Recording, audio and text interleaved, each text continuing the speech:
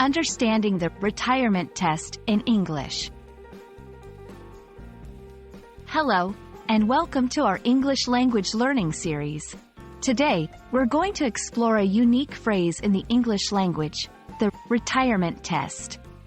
This phrase isn't just about retirement. It's a metaphor used in various contexts. Let's dive into what it means and how you can use it effectively in your conversations. The phrase, retirement test, is not about actual retirement, but rather a metaphorical way to evaluate something's longevity or long-term value. It's used to ask whether something is sustainable or enjoyable enough to last for a long period, similar to how one might think about their retirement years. For example, when talking about a job, one might say, it passes the retirement test, meaning the job is fulfilling and sustainable enough to stick with until retirement.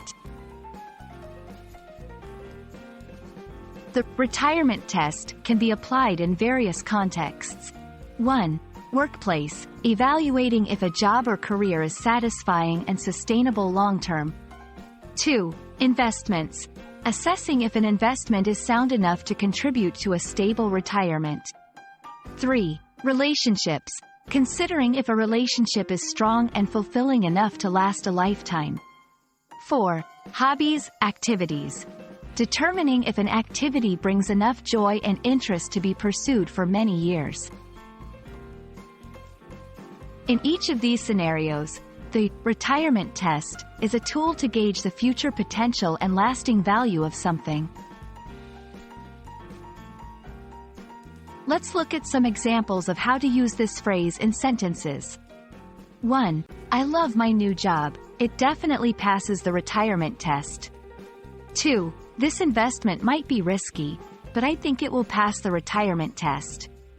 3. Our friendship has stood the test of time. It's a true retirement test success.